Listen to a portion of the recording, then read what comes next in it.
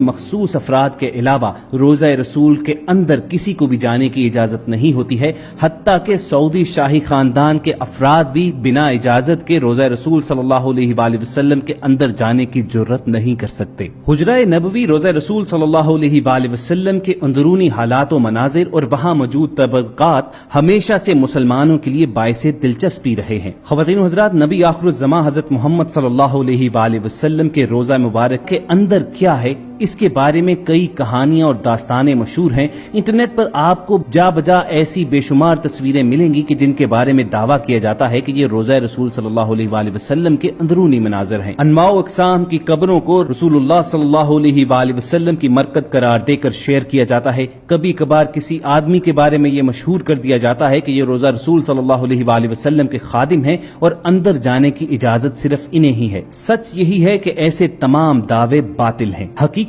کیا ہے اور روزہ شریف کے اندر کیا ہے، اور کیا واقعتاً کسی کو روزہ رسول صلی اللہ علیہ وآلہ وسلم میں مستقل اندر آنے جانے کی سہولت میسر ہے، ان تمام باتوں کے جوابات سعودی حکومت نے حالیہ ہی ایک ڈاکیومنٹری میں دیے ہیں، جس سے تمام خرافات کا خاتمہ ہوتا ہے اور تمام سوالوں کے جواب ملتے ہیں۔ پہلی مرتبہ روزہ رسول صلی اللہ علیہ وآلہ وسلم کے اندرونی مناظر الفاظ میں بیان کرتے ہوئے شیخ عائض بن عمر نے 7 ایسے حقائق بیان کیے کہ جو لوگوں کے علم میں نہیں ہیں۔ شیخ عائض بتاتے ہیں کہ سعودی فرما روا شاہ فیصل بھی وہ شخصیت ہیں کہ جنہیں روزہ رسول صلی اللہ علیہ وآلہ وسلم کے اندر جانے کی سعادت حاصل ہو چکی ہے۔ شیخ عائض بتاتے ہیں کہ وہ جب شاہ فیصل کے ہمراہ روزہ رسول صلی اللہ علیہ وآلہ وسلم کے اندر داخل ہوئے تو وہاں کا منظر ہی کچھ اور تھا۔ انہوں نے دیکھا کہ روزہ مبارک کے اندر لوہے سے بنے ہوئے بڑے صندوق موجود ہیں اور وہ تمام کے تمام مقفل، یعنی ان پر لاک لگے ہوئے تھے۔ یوٹیوب پر موجود اپنے ایک انٹرویو میں شیخ عائض بتاتے ہیں کہ ہم نہیں جانتے تھے کہ ان صندوقوں میں کیا ہے، چنانچہ روزہ رسول سے واپس آنے کے بعد شاہ فیصل نے ایک شاہی حکم نامہ جاری کیا اور ایک کمیٹی تشکیل دی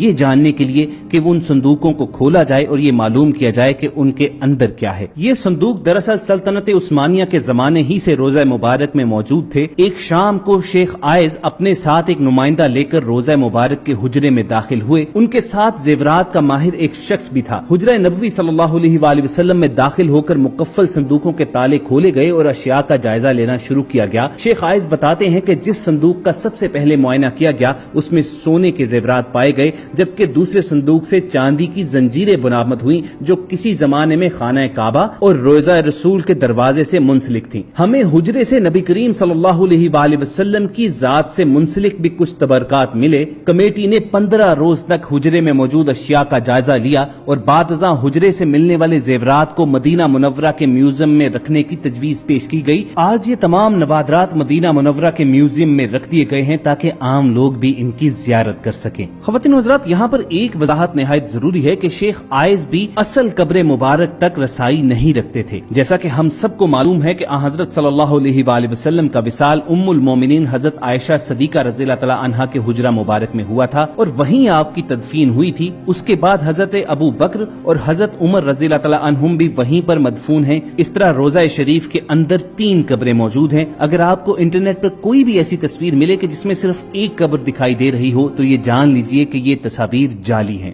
ویسے بھی رسول اللہ صلی اللہ علیہ وآلہ وسلم کی مرکز مبارک کی اصل تصویر دنیا میں موجود نہیں ہے، اس لیے کہ آخری مرتبہ جب کوئی رسول اللہ صلی اللہ علیہ وآلہ وسلم کی اصل قبر مبارک تک گیا تھا تو یہ 550 سال پہلے کا واقعہ ہے۔ وہ حجرہ شریف جس میں آپ اور آپ صلی اللہ علیہ وآلہ وسلم کے اصحاب کی قبریں ہیں، اس کے گرد ایک 4 دیواری ہے۔ اس 4 دیواری کے بعد اس کے ارد گرد ایک اور دیوار کھینچی گئی جو 5 کونوں پر مشتمل ہے۔ یہ خصوصی دیوار حضرت عمر بن عبدالعزیز نے اپنے دور خلافت میں بنوائی تھی اور اس 5 کونی دیوار کا مقصد اسے خانہ کعبہ کی مشابہت سے بچانا تھا۔ اسی 5 کونے والی دیوار پر ایک بڑا سا سبز رنگ کا غلاف یا پردہ ڈالا جاتا ہے۔ یہ دیواریں بغیر دروازوں کے ہیں، چنانچہ کسی کے بھی ان دیواروں کے اصل قبر مبارک تک پہنچنے کا سوال ہی پیدا نہیں ہوتا۔ جو بھی سربراہان مملکت کو آج تک روزہ شریف کے اندر داخل ہونے کا شرف حاصل ہوا ہے وہ اس 5 کونی دیوار پر پڑے سبز پردے تک ہی جا پاتے ہیں۔ روزہ رسول صلی اللہ علیہ وآلہ وسلم پر سلام عرض کرنے کی غرض سے جب زائرین